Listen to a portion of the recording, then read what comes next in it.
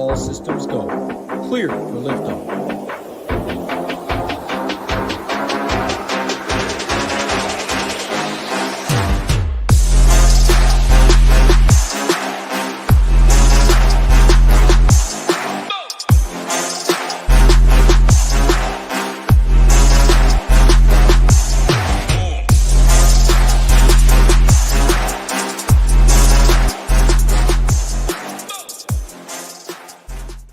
What's up, everyone? Tyler Tamboline here, aka ToeTagginTambo, back for another edition, a very special edition of the Wednesday Golf Show here for the RBC Heritage. Got my guy Hoop with me, and we have a special guest. Get to Chris in a second here. Our guy Hearn, 1183 on DraftKings, won the Mega Milli on Sunday for the Masters. Just an incredible feat at an incredible event. We'll bring Chris in here in a second. Before we do, reminder on the way in, smash the like, subscribe to the channel. We're going to be talking about over $1,100 in giveaways today. So there's lots of stuff there. Shout out to Chris for the generosity. Our guy, Matt Wage, will bring that stuff up after. But Chris, you are our guest. I'm going to bring you in first, man. Guys, this is Chris Hearn, 1183 on DraftKings. Huge Sunday for you, my friend. Thank you so much for doing this. How you doing, Chris? What's going on?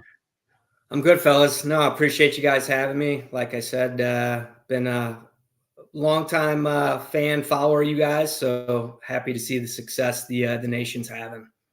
Yeah, thank you, and congrats again. People don't know, they wouldn't know this. I'll let them know up front. It's crazy. Chris is a founding family member. He was the 12th person to join Shipet Nation. Our 11-month anniversary was on Monday there. We talked about it. May 15th, coming up on the 1-year anniversary. The 12th person to join the nation was Hearn, 1183, our guy Chris. He joined with the Founding Family annual package. Hoopster, bring you in, man. We're going to talk some golf later, but I'm coining this. I think I trademarked it. A minterview. We're going to do a mini interview with Chris, go through it all, talk through. Our members had some questions. I know you and I have some stuff, but how you doing, Hoop? What's going on?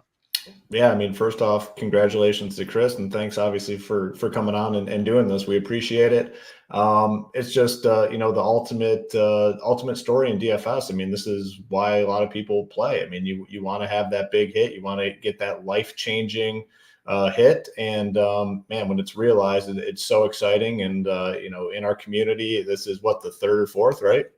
I think at least the third. right? Yeah, we had Dalton, who did an interview with us early on in NFL. Our guy Mark, who was part of Masters Weekend as well. He shipped round one slate for Showdown. He won a milli, and now Chris gets the job done at the Masters as well.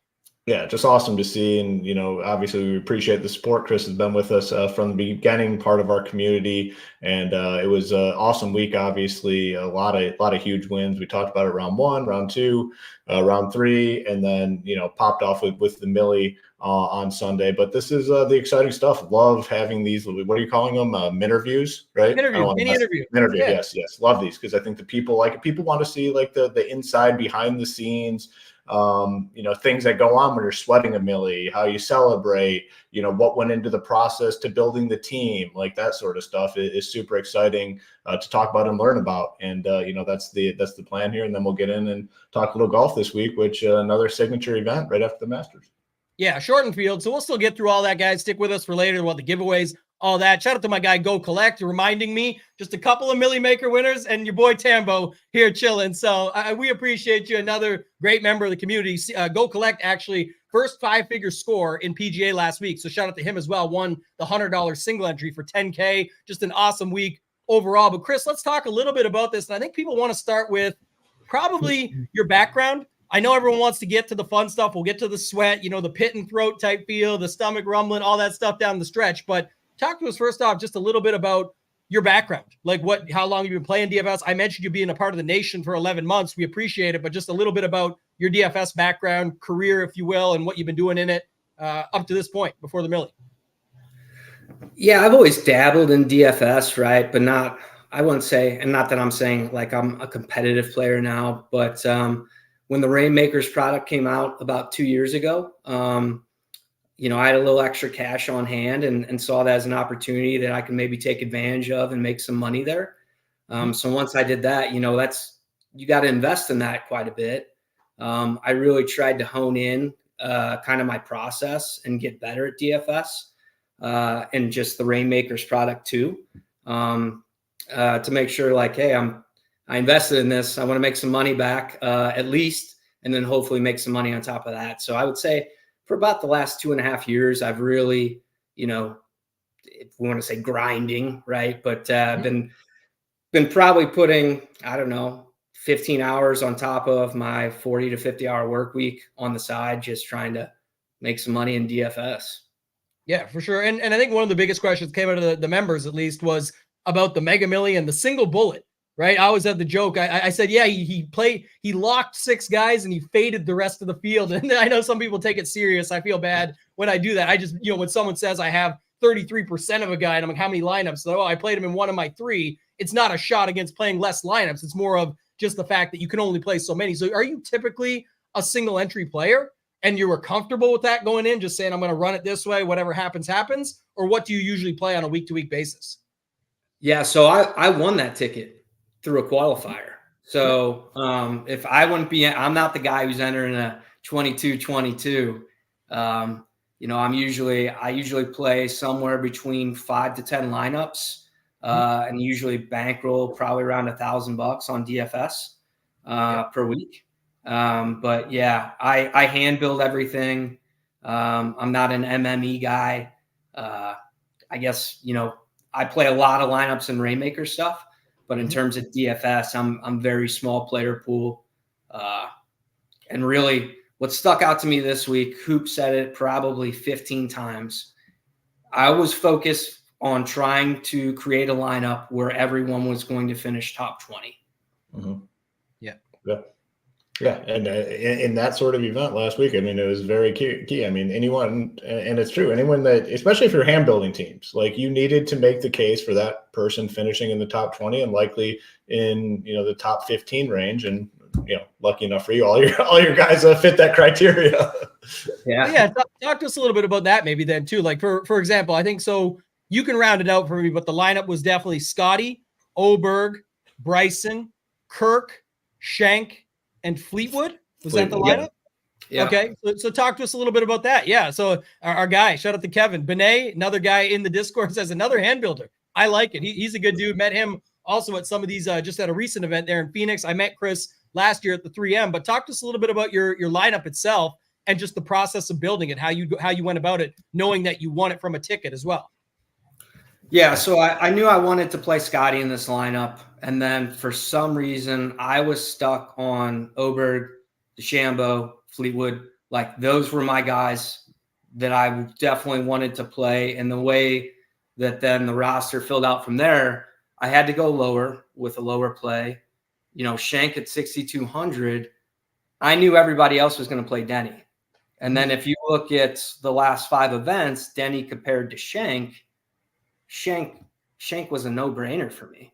And the projections were within 3 points, I think, of Denny versus Shank. That's a birdie in DFS.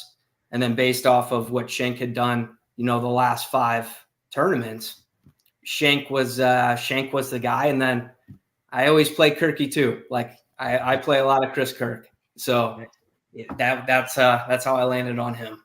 Yeah, I love the construction, and the Shank point last week was one that I was high on as well. Like we knew Denny had nothing left to do that previous week than to just fire at pins. It just happened to work out for him to get into a playoff with Akshay. Didn't end up winning, but it was like kind of, that was one round a lot of people were basing it off of. We'll get to the RBC Heritage later, where it's funny. This week is all like, did you do well at the Masters? Let me play you. If you didn't do well at the Masters, you're the worst golfer on the planet. Funny how quick those things turn. But I kept saying that if you looked at Shank, it was like the results had actually been pretty much the same or better for what have you done for me lately, but the ownership was not going with it. So I like that you found that leverage. You committed to what you had up top. I think, that's one of the first things I saw and stood out. Hoop, did you have any other questions on the lineup itself or anything else that you wanted to ask Chris? I got some other of the member questions too. So did it zero out salary? Do you know for sure? That's one thing I didn't see.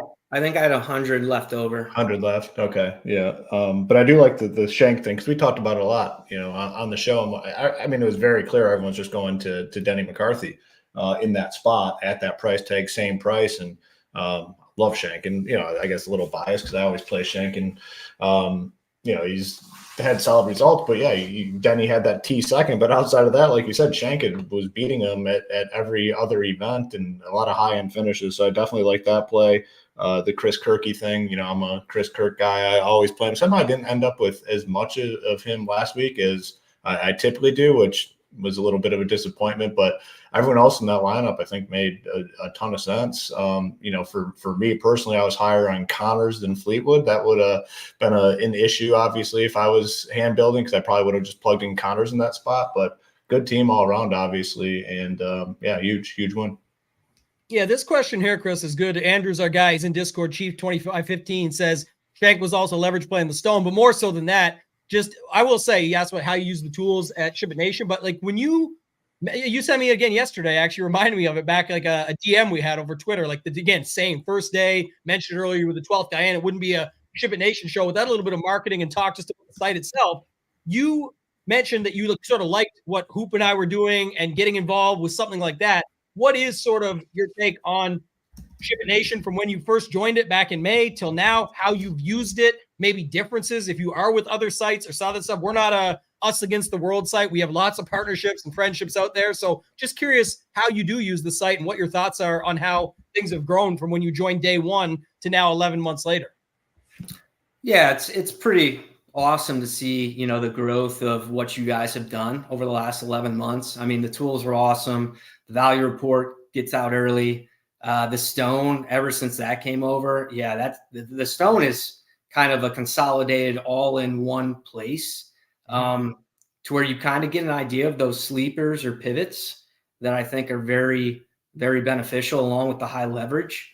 The value report, like I said, and the projections are accurate. It's just really helped me just be more profitable of a DFS player since I joined the site. And as you guys have continued to evolve, it's only gotten better. Yeah, appreciate that. Obviously, we stick to the same thing we talked about from day one. When we first started, because you were there, it was very limited sports that we had. We said our goal is going to be to continue to improve and add on. We think we've done a pretty good job of that and just trying to keep it growing, keep as much, give as much value. I always say to Hoop when we're having our little business chats, I say, let's just keep punching them in the face with value. Give the max amount of value, and we don't need to change the price for that to be the case. Let's add on, and then, eventually it'll be there's so much there. Everyone sort of picks and chooses what's best for them, but we always ask for like free membership giveaways. What's your favorite thing on the site? And I think you said it, like the stone.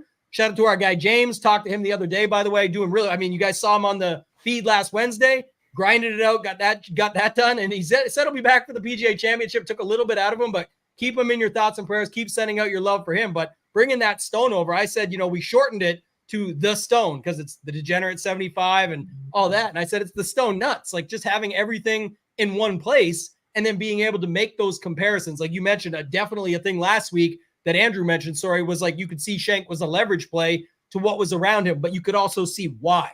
A lot of people say, oh, good leverage play. Okay, why though? Well, that will tell you right there. You can see the ownership gap. You can see the stats, the projection, the ceiling, his tee time, whatever else you want to see that's important to you. It's all right there in one place. I just thought that was interesting, and love to hear that stuff about what you've seen there. Some of the other questions, one of them that came up was obviously about the sweat. Shout out to our girl Kim, another founding family. She was day one as well, and she says, "What?" This was funny for those that don't know or didn't see the graphic.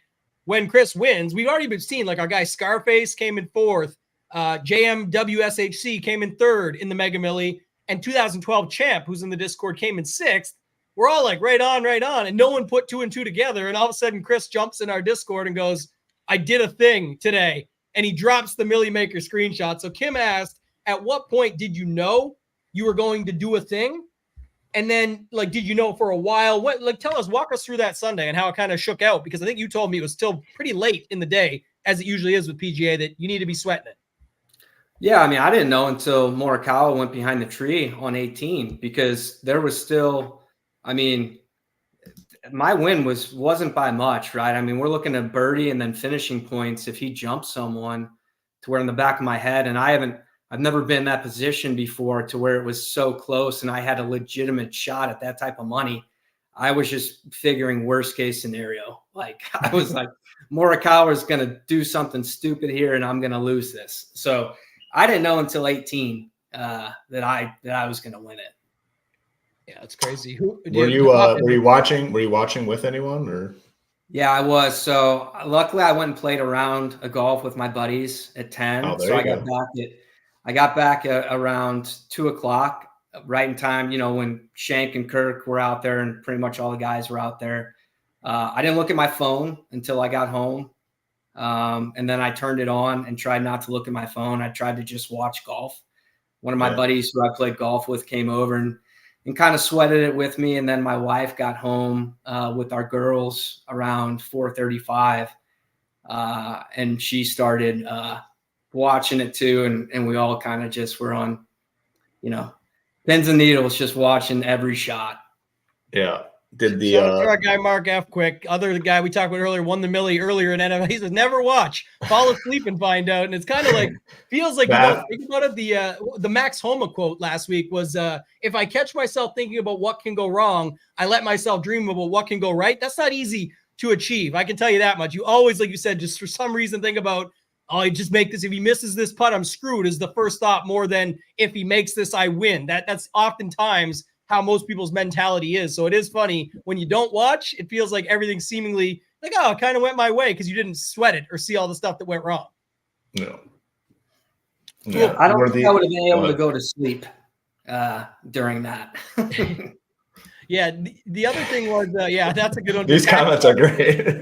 The funniest thing is how when somebody wins big, the Discord automatically turns into like accountants and tax quotes and everything. Oh, don't do this. And here's what you need to do with your money and make sure you find these slips and all that. All of a sudden, all the tax people come out into the Discord. Yeah. I was curious too. Another question that was asked, Chris, was DFS wise. I know the Rainmaker stuff, the live finals there, all of that, but in DFS playing on, whatever, what was your biggest score before the million or what was something else that you had happen that was like a big day for you in DFS specifically?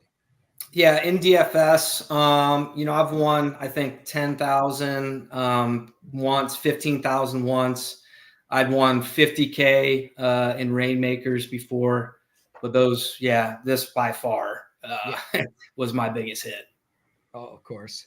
Anything you're going to do special with the money? That was another one that came up quite a bit, right? Everyone wants to spend your money for you right away. I mean, the tax people, like I said, will tell you to put some away, of course, and good advice. Our guy Nick's in here, always tell half the real amount. I think it's like, when people tell their quote unquote number, like you multiply for this, you divide for that. It's kind of like the thing when people talk about money, I feel like that's the same way, right? You tell them a little bit different than what actually is, but anything special that you're going to be doing with the money after this big $1 million win? No, I mean, I already talked to the accountant, talked to my financial advisor. I just parked it in a money market account for right now. And I'm just going to sit on it and think for a little bit, right? I mean, when you win something like this, it can be life-changing, and I got to make sure that I do the best I can to make sure it is for life-changing for me and my family. So, definitely appreciate good point. That's a very good point. Yeah, I like that. One question I did have was any sort of celebration? Like how did you guys celebrate? I drank about half a bottle of scotch. Perfect. And Monday morning came pretty early, but no, just celebrated.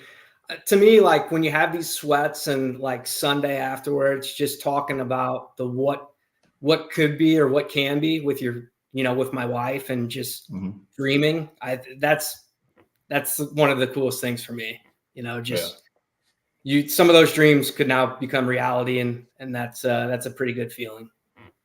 Yeah, you can expedite things, if you were waiting on that or, some of the freedom side of things, definitely your options become available. So it's sort of what everybody dreams of or thinks of. But I mean, I asked that because a lot of people with these stuff with sites like ours, if you want to put it that way, will say, and I think we're doing it a different way. We talked about being focused on the process and getting better and understanding that it's not a game that is easy to win at. You do got to put in some work. It's like, some people sign up and win their first day. We would love for that to be for everybody, but we focus on the community, the support system, trying to help you skip over some of the mistakes you made along the way. But sometimes it's 11 months into your journey at a site and you win $1 million. Like that can happen too. We talked about, you're our third major millionaire winner that we at least know of that's in the Discord and been around and all that stuff. So I just think that's kind of part of people have to understand that it does take time. There is going to be stuff that, you go through along the way that you do have to struggle before you get to the top. So love to see that. Are you going to change anything you do now as far as people always ask us, like you win all this money,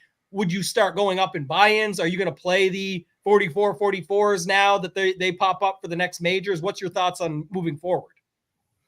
No, for me personally, I'll probably play less. Like I said, I've always done this to try and have a good ROI. I mean, I put a lot of time into, like we were talking, 10 to 15 hours a week, just trying to run through projections and, looking at it, trying to make money. And now that I've made probably the most money I can make, I'm not going to give it back. And that's just my stance. I'll still play. I've got, like I said, I won 6,000 outside of the Millie. I withdrew the Millie. I'll play. I'll still play, the usual $1,000 a week, but I'm not going to play anymore. That's just not my style. Yeah, and I think it's a key thing to remember. We talk about it all the time, but with the bankroll management, the contest selection, it's oftentimes people get their biggest win after grinding it out, playing their normal stuff that they play every week. I'm not sure why you would change. Yes, it took longer. I think it's just because people, what I always find is people win their first big 10K or 100K or whatever it is, and then it's for some reason they just want to parlay it into a milli, like it's easy to do or something. It's like, what, you didn't need that kind of money to win this money. Yes, it took time, but lots of good things take time. So, patience is key. But you do have to remember that, you didn't need 10 grand a week to win $1 million. You got there, you won a ticket. How much was the satellite, by the way, that I mentioned earlier? I called it a ticket. I meant the qualifier or satellite that you played. What was the buy-in to win the ticket into the mega? Do you remember? Yeah, it's 176. Nice. And do you play those like maybe throwing one of those a week, or just when you see a certain tournament that you're interested in? How does that usually work? Yeah, that's usually how it works. Like, ever since I've been to a few of these live events now, you want to get back. So I usually play one of those a week. Yeah. And then I saw that 22-22. And I thought that made some sense because I knew what was coming. And I wanted, if I could have a shot, right? I mean, because that's how I look at it too. In terms of becoming a millionaire, I had to beat 1,400 people. Mm-hmm. That's going to be my best odds at substantial money, gambling or whatever you want to say, right? Like, based off of the way I've been playing lately and having some success, like, I want to take that chance. Yeah, we had a chat earlier in the Discord about it. Hoop and I recorded a 4-hour NFL education course back during NFL season that anybody who signs up becomes a member gets. This, we've added more courses as we go along, but there was a section in that called The Secret of Satellites. And I've said this forever, is like, again, play that, find your way to get it. You just increased your odds at getting that life-changing score. And for some people, that's winning their first 10K, 100K, whatever that might be. It's different for everybody, but I'm just saying in general, that's a setup where you can find your way into it for a fair price, not going crazy outside of your bankroll. And you just have to take that as the win. Even if you only won 10K, right? Maybe you didn't win the million, you get 10K, 176 to 10K. And the way you did it was get in through a satellite, get a little bit better than a min cash in the 22-22 when it's down to 1,400 people you're up against. You've increased your odds of getting the 10K in a $25 with 176,000 people or whatever it is. Like, it's way, way better off to do it that way. So I consistently talk about that, but I think it's great that you did it that way. Anything else, Hoop, that you had for questions? I got a couple more from others. We just want to jump you in. There was one question in the chat asking what you do for a living. I mean, you obviously don't have to answer that, but thought that was interesting. Yeah, no, I'm a national sales manager for a company that pretty much we do every and anything overhead, door, and dock related. So okay. I work with national clients, build out those programs, negotiate contracts. It's not glorious, but fell into it after college and have been doing it for the last 20 years. Yeah. I love are your and then you said you had daughters. Are they old enough to like understand the situation? No, 8 and 5. Okay. Yeah. I think my wife said I won $100 to them. Okay. Yeah. Yeah, because I've had so my son, when I won 2 years ago, so he would have been 7. And it was, I don't know, obviously he knew because he knows what I do, but he's made a couple of comments to friends along the ways about, me having $1 million. I was like, no, don't tell anybody that sort of, it's better to keep the number low. I don't want anyone knowing. I'm a private person too. So it's, with the kids, that kid aspect is interesting. All right. Well, you boys are getting me fired up because my daughter just turned 7. and my son is 4. So we're talking 8 and 5 over here. You're talking your son was 7. My Millie has to be around the corner after hanging out with all these millionaires. We do talk all the time, right, Chris? I mean, if you want to maybe comment on that a little bit, just about the community, because you're in there with everyone. But Hoop talked about it a lot on Monday, just about surrounding yourself with the right people, right? You know, that, like I said, you know, we try and keep the Discord pretty clean, professional, if you will, but everyone's there for the right reasons. It's a lot more. You'll wake up some mornings and be like, holy shit, I missed, you know, a couple paragraphs of people talking about process and getting better at the game and asking these different questions. Do you notice that as far as Discords? I'm not sure if you've ever been in any others, but the Discord focus around sort of, you know, a community based of people wanting to get better versus just throwing picks and plays around?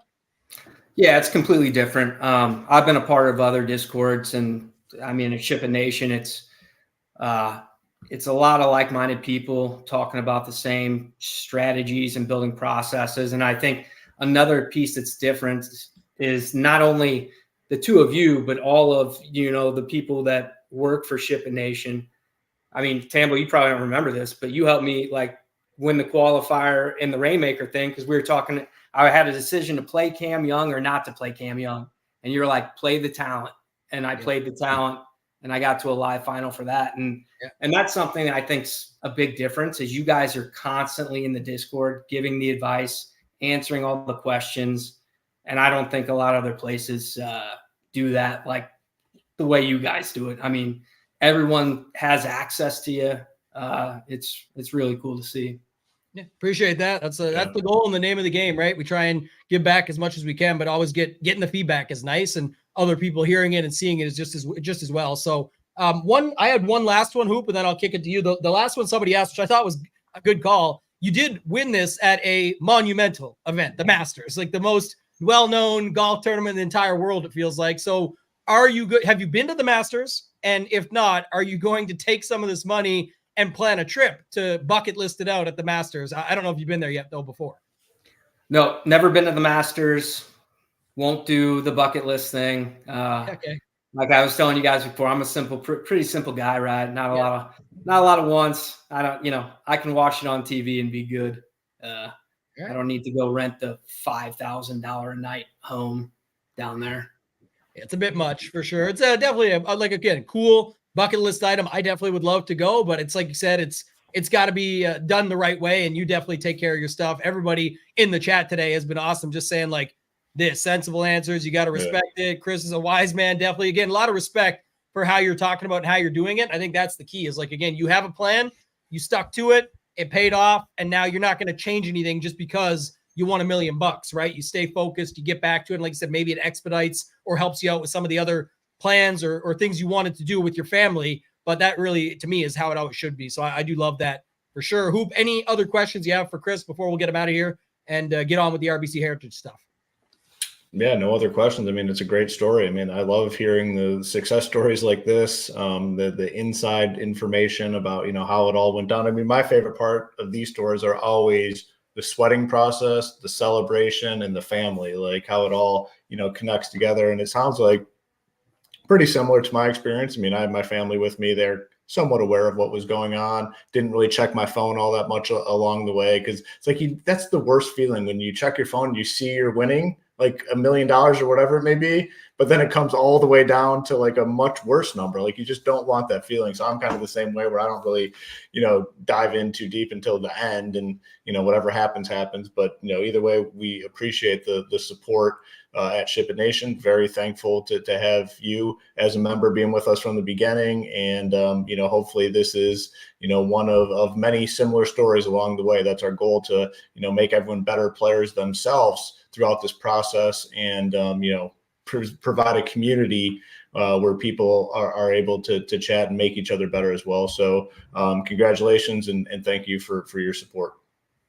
Yeah. And thank you so much for the generosity. We're going to talk a little bit in a minute here, but Chris actually is giving back $1,000. So huge giveaway. That's really what it's all about. We appreciate that. We're going to make sure it gets in the hands of a lot of members already. So the current members that have been with us, just like you, since day one, and then also the hands of some new members that join us. Chris, thank you so much. Any final thoughts from you, man? Anything else you want to say before you get out of here? Again, thank you for hopping on, and I hope this story helps other people. I mean, I love the sales story you said. I always say facts tell. We can tell them about our site all day, but the stories sell, like make people know that it's a real thing that can happen. Like it's not just, it's not outside of the realm of reality. You can join a community, you can get better and work on your game, hone your craft, and you can have a big payout and have a win that means something to you. In this case, all the way to the top. I call it the ultimate Shipit, the $1 million. But thank you again, man. Anything else you want to say before you get out of here? No, I just appreciate you guys and everybody on the Shipet Nation team. This probably doesn't happen without me being, part of the community. So I just happy to see you guys continue to succeed, and hopefully everybody has a good week this week. Yeah, you as well, man. Good luck. Any pick? You got a pick for the RBC Heritage? We're not a picks and plays, but we, everyone's gonna say, what's the C Herd 1183 special? Chris, what do you got? So I did play a lot of my gut guys this past week. I like Cam Young, I think, this week quite a bit. That's our thing. Fun. That's the guy. Play the talent, right? Yeah. So, we'll see how that goes. Awesome, man. Well, thank you again so much. We appreciate it. We'll be in touch, and hit me up anytime. But you're in the Discord. People will be bugging you this week, so be ready for those tags, because now you're the millionaire friend. They want to hit you up for the plays. But thanks again, man, for hopping on. We appreciate you. All right. Thanks, guys. Thanks. All right, Chris. Talk soon. Later, man.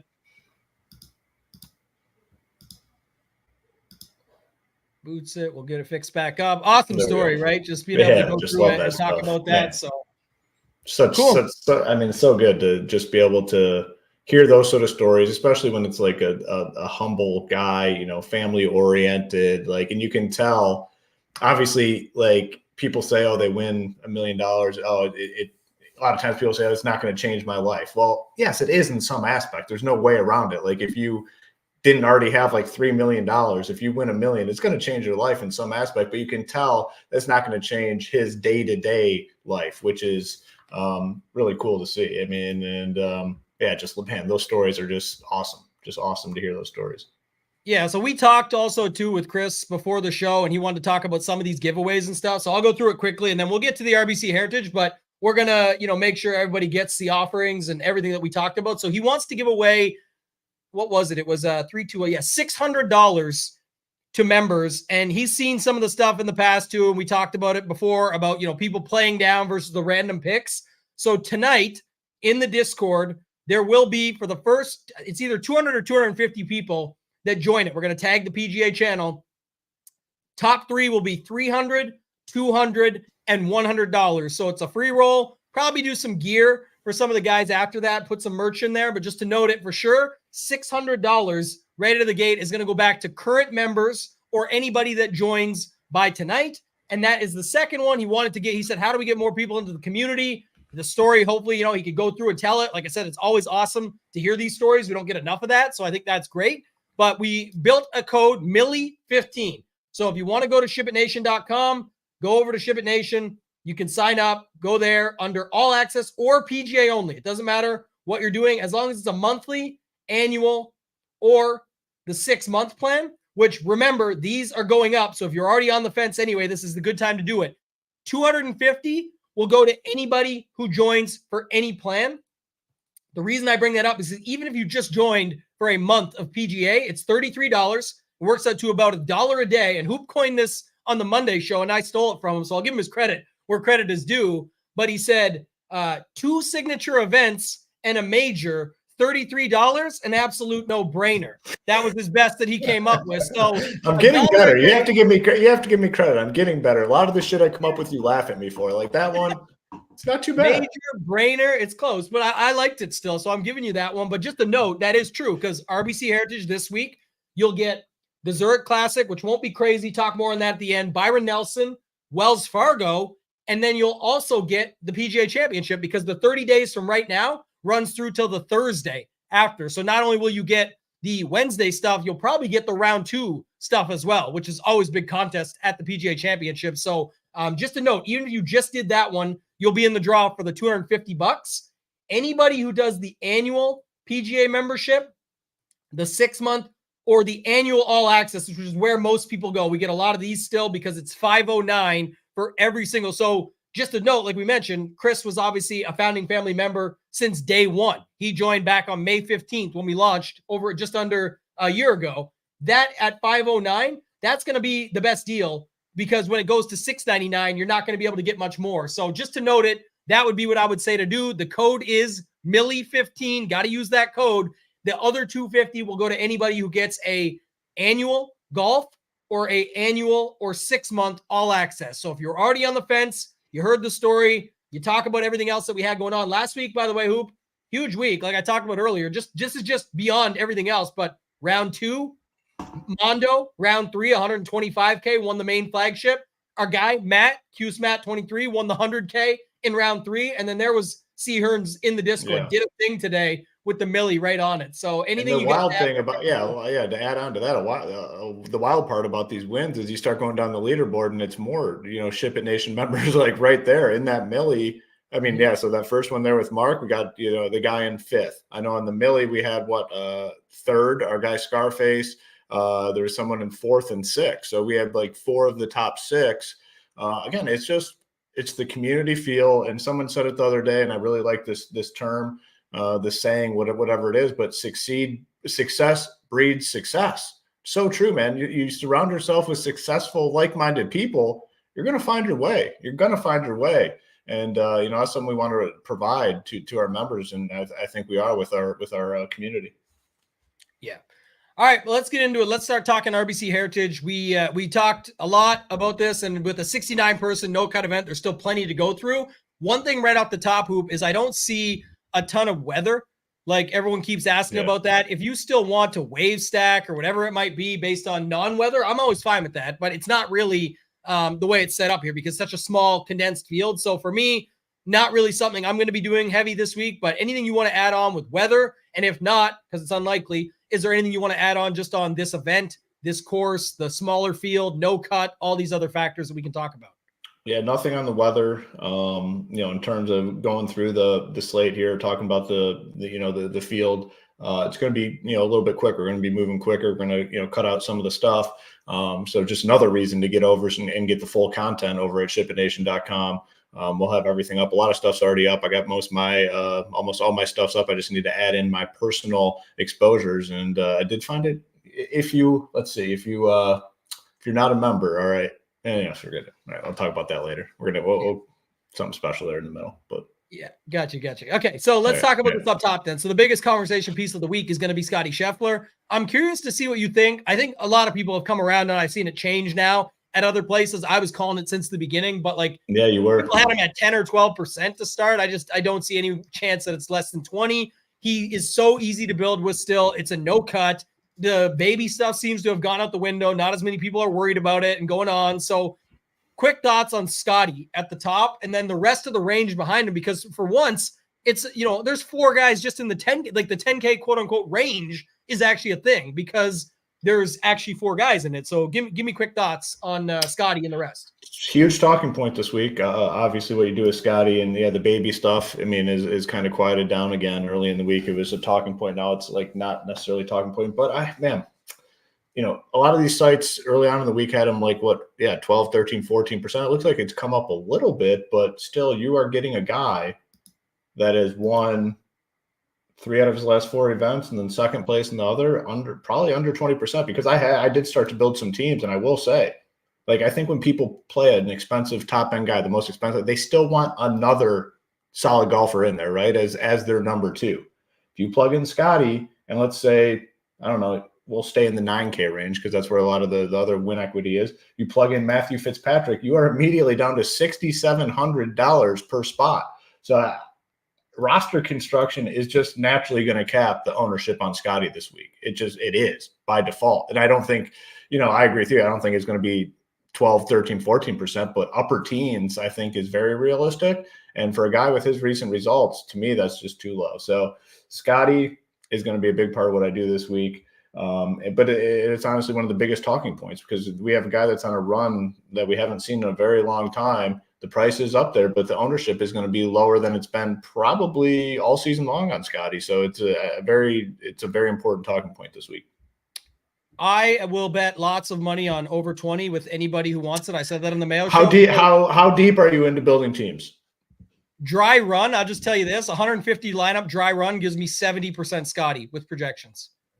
There's just no way. You must be making a lot of fades up top. You're saying you're just naturally running teams. I did your move, just dry run, no anything. Just let me get what I get. It gives me 73% Scotty. It still gives me 37% Xander. It's where it cuts off is kind of after that. But you're getting all your look. You got Siwoo at 8K. You got Glover at 6.8. You got Henley at 8.1. You got Putnam at 6.4. Like there's a lot of guys that I see flipping into it. So I see him coming in over 20 still, no matter what anybody says. It's just my take. I just don't believe that it's not. I just think, again, people are catching on. It's no cut. And I think you'll see, Hoop, like you should like some of these 6K guys this week. There's some of your dudes down there. I do. Well, I mean, I am taking a different approach on Scotty. You can go over to Shipet Nation and see what my ownership is on him. But I'm saying people in general, when they build, if they're playing a high-end guy, the most expensive guy, they want another solid guy in a lineup with them. Yeah. When you plug in one more solid guy, you're immediately in the 6Ks for the last 4 spots. Right. And so people one thing like that is Rory has to get squeezed so hard here that it's not even close. Yeah, and he should, because he fucking sucks at golf. Like he should. We'll clip that one back. Shout out to our guy Jen. Well, he would love that one because Rory, what? Yeah, exactly. So, but Xander, Oberg, Cantlay, all those guys would get love over Rory. And then if they're going up to Rory, they're already going to go to Scotty. So even though, like you say, he gets held in check, I still see it, the setup of over 20, but it's fine. It is pretty apparent that it's still going to be Xander, Oberg, and then down from there. And like you said, I put, or like you were talking about, I mentioned this last night, and on when I checked it before this show, I think it was at like 950 votes on the poll. It was 70-30 that people would rather have Oberg, Fleetwood versus Scotty, Glover. Even though the optimizer punches Scotty Glover into a ton of stuff, people still want the other side. So that does make some case for that as well. So just a note. Agree. I agree with that point. If people are going to decide on that 2v2, they're going to go with the other, because they got 2 guys they think that can win this event versus 1 guy that can win the event in Scotty. So I don't know. I think the upper teams is very, we'll see. Again, it could be a difference. You say 20, I say 17. Yeah. It's the same damn thing. It's the same damn thing. The thing I will say, though, to that point you just brought up, just for other people that, listening and wondering, is like 2 people can't win the event. That's the thing. So when they do that, it's kind of interesting to me. And what I kept arguing with a little bit on the side of, against Mayo on, or at least we were talking about it, and, how roster construction shakes out on a week like this, is that the 6K guys get all 72 holes. Like, it doesn't matter. Our guy, Matt, Hughes Matt 23, we talked about winning 100K again this past week, and people gave him shit a few weeks ago when he played someone random versus Rory McIlroy. Like, nothing says that Rory's going to crush. You just said Rory sucks. So realistically, there's a guy down lower that can beat Rory with all the money on the table. So there is other ways to go about it when you have no cuts. And I think it's even more apparent. That's why I brought this up with Mayo earlier, was when you get a course like this course, it's a course that's really set up for certain guys. So like some of these guys down there that everyone will make fun of, and I'm still not advocating for this. I'm just explaining it, that like the Webb Simpsons, the Kevin Kisners, the Svensons, the guys like this make a living on courses like this, because that's just what it's a shorter course. It's a positional track. It's something they have a ton of opportunity on versus some of these bigger, longer, need to be stronger type courses. And so that's the setup for them. And it makes them even more valuable, because now not only do they get 72 holes like everybody else, they also set up better for a course like this. So another week where, if you're not a member, the course fit rankings could come in handy as well this week. Again, stick to more current form than long-term, but just to say it, I think that's kind of the setup of how I'm looking at it. So I think that's a good one. So anything else you want to talk about on Scotty? If not, the other guys, Rory down to Kawa. Any thoughts in there? Yeah, so like Xander, I think will continue to get ownership, playing well, sets up. Oberg, I mean, it appears to be a stud. You have to like what he did last week at the Masters. And then, I think Cantlay and Morikawa are interesting. I think Cantlay gets more ownership than Morikawa. He's played well here. Wasn't terrible last week, never really got in contention, but finished 22nd. And then Morikawa, I think, could potentially get squeezed a little bit despite the good finish at the Masters. Like, it's just a price tag that people aren't going to want to pay for Morikawa, who had been complete dog shit outside of the Masters. So I don't know. That's kind of my read up top. Yeah, it feels about right. And I do think now we always do this first of the week with first look to getting here. Kawa is squeezed in between, for sure, Fleetwood getting ownership, and for sure Oberg and Xander. And then I still think that if it comes down to it, it's going to be pretty close from the course history people mixed with the Morikawa just showing up last week again, finally, to that people would probably still go Cantlay, even though some of the projection sites and rankings would still have Morikawa there. It does feel like you mentioned that he could get squeezed a little bit. I kind of like the Xander Oberg stuff. Like if you start a lineup there, I also liked, we'll go to the 9K now and segue, the Scheffler, Wyndham Clark, the 1-2 combo that at API, the 1-2 combo at the Players. And now it's like, what's the difference here? And Clark has been really good in these signature events. So just interesting to get your take on that. But 9K range, Fleetwood down to Zalatoris. And someone asked about no keeper cut today. We wanted to do the Minterview off the top with our guy Chris instead. So we're not going to try and go a 2-hour show here. We're going to get through it, have all the content up on the site, be in the Discord, everything as usual. But we're still going to talk through this stuff and bring roster construction, ownership, all of that stuff into play. So 9K range, Hoop, what do you got? Yeah, small range. I mean, we have 6 golfers here, so pretty tiny. Fleetwood after his performance last week, and he was good the week before that. I think a lot of people try to go to him. Homa, I don't know. Homa's a guy I have no read on. I'm curious to get your take on Homa. I don't know what I'm gonna. He would be the keeper cut guy. You don't need to post it in the chat. I just want your opinion on this one. That would be Homa. Fitzpatrick coming off the win, I think, or not coming off the win. He won here last year. I think a lot of people will like him. Spieth game is a mess right now, and this is a course where he should play well. I'll have 0. I mean, I will not be playing him at all. He's more of a hot and cold type guy. And when his game's off, you just want to stay away. And I think he proved that last week at the Masters. Wyndham Clark, not a ton of interest, but I do really like Zalatoris at the 9K flat price tag. So smaller range by, number of guys here, but Homa is one I can't really decide on. Yeah, I think he's tournament play. Sure. I get it if you want to go there because he's kind of right in between. Same thing, Fleetwood and Fitzpatrick. So I can see for that reason, but I still like Fleetwood and Clark as better options for me in this range. So I think Homa, I would say you can keep him just because you can only play so many guys. And in this range, it's not like I'm going crazy anywhere else. So I think it's fine for large field stuff, but we'll see what's the difference. I guess my question would be the reason people are talking about Morikawa is mostly because of what he did last week, right? Before that, he was 75th, 45th, miscut. Here his finishes are 31st, 26th, 64th, but he does have a 7th. But what's the difference? Kawa, Homa's actually been 3rd, 25th, and 8th in 3 of his last 4 and has the same, 4 results here. So what's the difference between those two for $300 less?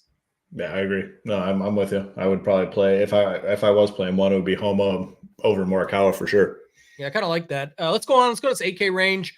Not much bigger, but you do have 9 guys in here. So Thigala got the best buy pricing. I will say the 8K range does look to be at least somewhat overlooked. There's a few guys in here like Henley, who I mentioned, who will get love, and I like Henley, but there's, other guys in this range that you can play and get different instructions. Last week, same thing, but you needed, I think the optimal and the winning lineups had 2 of these guys, right? It was Bryson and Morikawa.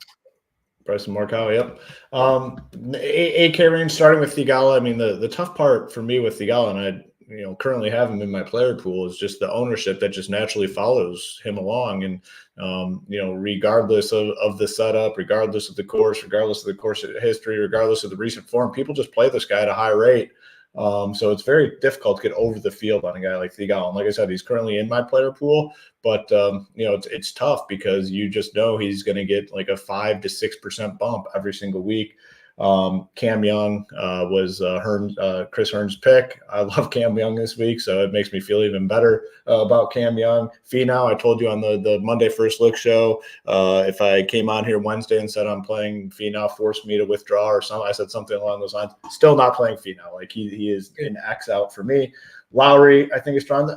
JT, I've gone back and forth on 8,400. Can he bounce back? I mean, this is the cheapest price we've seen on him. I'm somewhat interested in JT, I think, at 84. I don't know. It's been frustrating, but it was just a complete meltdown. He was fine until those last 4 holes where he just fully melted down. Corey Connors at 83. I'm always interested in Connors. Not much interest in Burns, and Henley and Siwoo at the bottom, I think, are strong options. Yeah, Henley and Siwoo, good options, but going to be very popular. So got to look to get different if you're going that route. I think everything else you said is good. The one thing about JT that I'll spend a minute on there, and one more guy, but JT it's a no cut. He's the average price, and a lot of what he's been doing bad has mostly been with the putter. And so I was trying to formulate this plan in my mind, maybe just to make it work Probably better to try and make JT work than Sungjae later when I get there. But JT, this course, right, the way it sets up is like if he can keep it clean and get it up, it's smaller greens. So if he can just, do his thing around the green if he has to, or hit greens, it should be the shorter putts. Maybe he can have more success with that, but it's still tough to get there. I understand why people aren't as interested. The two other guys that came up in this range, though, Lowry, thought was solid. I like Lowry's game for this spot, so I think he's interesting. And then Sam Burns, below the average price. This worked really well last week, and it can work at these stronger field events where you stick with these guys that are just priced down based on the field strength and everything else going on, where it's kind of like last week you saw Morikawa, Zalatoris, Homa, Fleetwood, Hatton, all these guys that we know are good players that were all priced like $8,500 or below just based on the field that was around them. We have a similar thing here where some of these guys are going to be just as good. And I think if you look at it, these are awesome options that you can use down here that are all underpriced.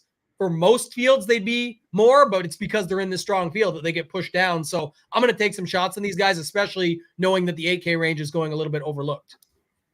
Yeah, I like this range. I mean, I think it's pretty strong. Like I got guys at the top I can play, feel good with some of those guys in the middle, and then it finishes off very strong at the bottom, I think, with guys like Henley and Siwoo. Yeah, Nick mentioned, I'm not going to pop it up, the code's on there, but just to say, he said, as DJ used to say, strokes gain confidence with Spieth, loves this place. That is interesting to see how a guy like him bounces back because the Masters obviously didn't go well, but then you could kind of just see, and I'm interested on a guy like Rory too, and the same thing. Mind you, Spieth has all the history here. He win in a second and all that stuff where kind of just like a weight off the back type thing. Like, okay, Masters didn't go your way, back on, hop onto it and keep moving. So we'll have to see how it goes, but it's been really bad, but maybe this course snaps out of it. Just make note of that. Yeah, all right, 7K range. 20 guys this week. Yeah, a lot of guys in this range. I'll rattle off the ones that I have the most interest in. I guess moderate interest in Benny On. Brian Harman, I'm at the point now where I just kind of always play him. It has not worked out all that well, but in theory, this should be a course that fits him pretty well. And when he's made the cut, obviously there's no cut event. The results have been pretty solid recently, 25th, second, in 12th. So I don't mind some Harman. Batia, like this kid, just going to kind of stay on him. Kirky, I like a lot of guys in this range, to be honest. Kirky, Seabez, I think is a strong option. JT Poston. Harris English had the one bad week at, where was that, Valero, but outside of that, it's been all top 20s or better. 22nd at the Masters, 19th at the Players, 21st at the Arnold Palmer. Can we give him one free pass? Like, yeah, I can. I think it's a solid option at 7,500. Tom Kim, did he find something in the fourth round? I don't know. I'll take some chances. One thing I did notice on Tom Kim, which this is not like end all be all, but on DraftKings, he's like 45-1 to win this event. Like 45-1 for a guy that is 7,400. Definitely stands out if you're kind of just comparing win odds to salary. His is one of the more extreme. 45-1 on DK. I will note that real quick, though, just I want to talk on that. But that's a good point that you brought up. But it's also, I'm worried that it's going to be like fool's gold, because part of the reason is when a guy has that type of round, what happens? Everyone hopped on and bet him at that number the minute it dropped, and then it gets bet down. And then everyone's, again, it's like you're not going to completely compare it, but it can be like chasing the Denny, right? Like Denny fired away because there was nothing else to do. It just, for his case, it actually got him into a playoff, overexerted, like it sort of made it even more so a talking point going into the Masters. I don't understand, like, the outside of that, why else people would be running to jump on this guy. Like before, miscut, withdraw, 50 second, 60 second, miscut here last year. It's one good round and his betting odds get bet down to nothing and people want to play him in DFS. So I just, that's my one takeaway on him. Yeah. I just wanted to point that out just as a reference point. I'm not sure what that does for my lineups this week, but 7,400, did he find something out? I much prefer the guy at the same price tag, Taylor Moore. Going to just continue to ride this guy. 7,400 has made every cut this year, and the results now are kind of high-end finishes. 20th at the Masters last week, second at the Houston Open, 12th at the Valspar. Guy's on a little heater, and he's still only 7,400. Love him. Sungjae, I'm not playing him. You can talk about him if you would like. Adam Shank, similar to Taylor Moore in the fact that making a lot of cuts. And now we're seeing some high-end finishes. 19th at the Players, 33rd at Valspar, 5th at the Valero, and then 12th on the, a lot of those milli-making winning teams last week at the Masters. So good with him there at 71, and then Pavon at 7K flat. I really like him. He's another guy that has had some high-end finishes. So 7K range, I think there's a lot of options in here. Yeah, one note on that, because I'll just talk about it from a roster construction perspective. You hit on a lot of the guys that I like anyway. Sung Jae, no cut at least. Someone said it too. I mentioned today, like Sung Jae. That's the only thing he has working in his favor. No, it's not the only thing, Hoop. Now you're going to make me talk about it. 7th, 21st, and 13th here. Don't you want to talk about that? Those are, you got to try and make stuff up when you're talking about Sung Jae, even though I hate that stuff. So just to say it, if you were going to play him, I get it. But for me, the bigger thing is what you said about the range. There is so many guys in here that are going to be sub 10% owned. Yet it's a lazy week. There's a Masters hangover. And so the Denny's, the Bez, some of these are good plays. That's why they're getting ownership on paper. But like the Denny's, the Akshays, the Bez, the Tom Kims, Cam Davis, Taylor Moores, they're just getting bumped up to that next level because it's just easy to go to that. And it makes sense. They've been playing good. I get it. But I'm saying you talked about a bunch that are just being, whether you're right or wrong on it, like Ann, Harmon, Chris Kirk, JT Poston, Harris English, Keegan Bradley, Yager, Shank. There's all these guys, Hoagie, Todd. There's a bunch of guys in this range that nobody's really playing that you can get to your Scotty lineups still, or your double stud lineups, or your Oberg Fleetwood lineups, whatever you want to do, where you just don't need to land on the same spot everybody else is down here. So I'm much more inclined to get unique down in this range. And I think it does segue into the next part. We'll go into the 6K range, where somebody mentioned it earlier, and I talked about it a bunch today. Last week, I said the same thing. You can play multiple 6K guys to get your Scotty lineups in and get different that way. And it ended up being 2 6K guys, and then you mix it around from there. But the setup here is the same way. You can play 3 6K guys and get away with it. Kitayama, Glover, Hadwin, Griot, Rose, Mackenzie Hughes, like all these guys can do fine over 4 days, even if it is a spike round here and a spike round there. So I just, again, if people are capping themselves to 1 6K guy or a couple, you can get 3, no problem in there. So just of note, you can get 4, but you can definitely get 3 in there for sure. Any thoughts on roster construction, and then take us into some of the guys you like in the 6K range? Yeah, I mean, if you do plan on playing a lot of Scotty this week, you're going to have to, depending on how many teams you're building, you're going to have to include some 6K guys. And I think there are playable 6K guys. I mean, first off, it's a no-cut event. So, I mean, the 6K range or the low range, whatever it is, 6K, 5K, this week it's the 6K range. Definitely more appealing when they can get all 4 rounds guaranteed. I talked about it on the Monday show. I think Lucas Glover is very underpriced at 6,800, probably the most popular guy down here, but not to a point where I think you need to fade him. Adam Hadwin at 67, I think, is a play. One guy I was kind of surprised. I guess the most surprising guy for me, just when I was digging in this morning, would be Mackenzie Hughes and how well he's played lately. 4 straight made cuts, 30th at the Arnold Palmer, 26th at the Players, 3rd at the Valspar, and then 14th at the Houston Open for 6,600. I think very interesting play, and a guy I typically don't play. Nick Taylor, cheap price tag on him at 66. Putnam, Eckroat, Svensson, Dietrich has had some solid results lately. And then all the way to the cheapest, I think I'm going is the 6,100 Seamus Power. I think is a fine option. Has been playing pretty well lately. Missed the cut at the Valero, but prior to that, there's a lot of made cuts. So, Seamus Power at 61, I think, is in play for me this week. What about Webb Simpson? No, never Webb. He's actually been doing some stuff lately. Yeah, I know. I mean, yeah, if you want how many people are in this field? 69. Yeah, if you want like a 45th place finish, then play Webb, yeah. That's what his most recent finish was. But here, before last year and the year before, he's 9th, 1st, 16th. So yeah, people are there you go. Hey, there you go. Play him and your boy Sung Jae together. I don't know about that, maybe. But there is some dudes down here, like at least a few that stand out, like Kitayama, Griot, Hadwin, the Canadians, Hadwin, Taylor, Hughes, all interested, no bias. Nick Dunlap makes a ton of birdies. If there was ever a time for me to go to EVR, shout out to our guy Rin, this is a spot that he's done well, and he makes birdies. Like that's when I usually want to play EVR, is in the stronger fields where he's super cheap. And that's what we're finally getting again. A stronger field, he's 6,700.